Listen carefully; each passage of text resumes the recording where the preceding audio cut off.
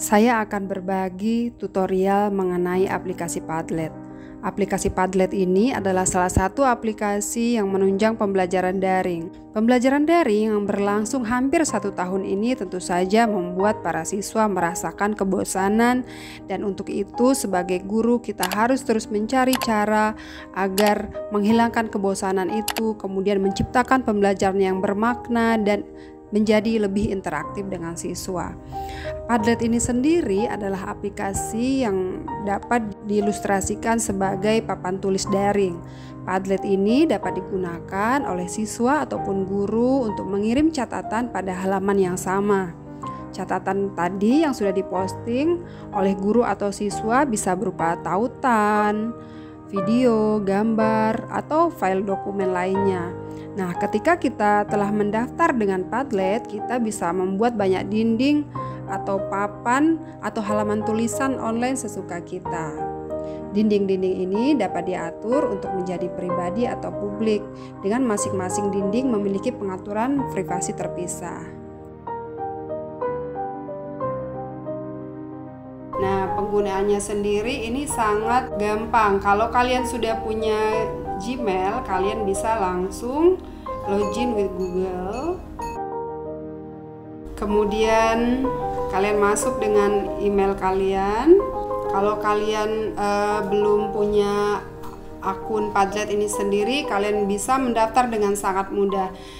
Hal yang akan saya bagikan di sini bukan hanya soal Padletnya, tapi bagaimana sih saya mengajar dengan Padlet ini. Jadi saya mengajak peserta didik untuk mengadakan virtual meeting. Kemudian saya akan menjelaskan tentang sebuah materi atau membagikan sebuah video tentang materi. Siswa-siswa akan menyimak, kemudian secara kolaboratif nanti mereka akan memberikan pendapat mereka ataupun masukan, ataupun dalam bentuk video, voice note, gambar, dan lain sebagainya melalui aplikasi Padlet. Oke, kita lihat dulu ketika kita sudah masuk di aplikasi Padlet ini sendiri, kita akan disuguhkan dengan beberapa menu di sini. Misalnya buat Padlet, gabung ke Padlet, ada galeri dan tingkatkan.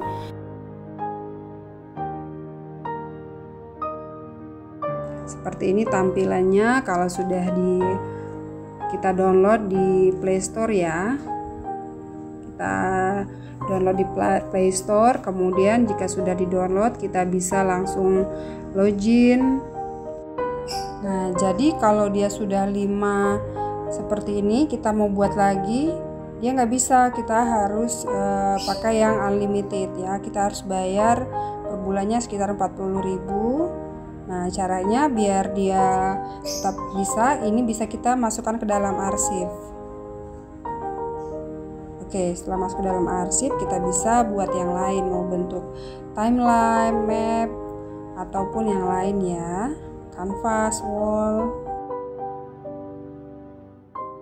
Ini adalah contoh pembelajaran saya dengan murid saya. Nah, jadi saya mengajak para siswa itu untuk mengadakan virtual meeting.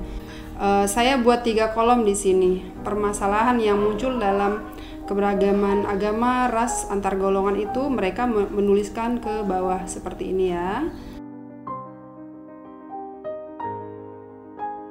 Ini juga bisa kita ubah warnanya. Oke, jadi anak-anak sangat interaktif, menuangkan ide mereka di sini. Ini juga pengaturannya bisa kita ubah. Kita klik pengaturan, judulnya bisa kita ubah, kemudian ada uraiannya, kemudian wallpapernya juga bisa kita ganti di sini. Ada juga reaksi. Nah, ini yang menurut saya paling saya suka, ini ada reaksi ini, ada beri nilai, kita bisa kasih skor langsung di sana. Kita bisa kasih bintang 1 sampai 5 bintang. Ada juga vote. Kemudian ada like dan atau tidak ada reaksi. Jadi, kalau sudah selesai semuanya, dia bisa disimpan sebagai gambar, sebagai PDF, CSV, dan juga sebagai Excel. Atau bisa juga langsung kita cetak ya. bagikan, sebar di Google Classroom. Nah, ini juga kalau kita sudah bikin tugas di sini, tugasnya apa, kita bisa langsung letakkan di Google Classroom dan ataupun grup WhatsApp ya, dan siswa bisa langsung mengaksesnya. Kemudian ini untuk privasi bisa kita ubah juga. Ya, harus kita ubah karena jika masih private jadi siswa tidak bisa mengunjunginya. Apakah izin bagi pengunjung? Dia ada, dapat membaca, dapat menulis dan bisa mengedit ya. Kita pilih yang bisa menulis. Nah, ini ya di akhir sebuah pembahasan saya meminta mereka buat video berdurasi 2-3 menit. Kreatif ya anak-anak. Jadi kita bisa kasih like, bisa kita kasih komen, yang lain juga bisa saling kasih bintang seperti itu. Oke, itu saja tutorial singkat dari saya. Mudah-mudahan membantu dan mudah-mudahan pembelajaran daring yang kita berikan kepada peserta didik kita menjadi pembelajaran yang memiliki makna dan tetap menyenangkan. Saya Fitriani, sampai jumpa.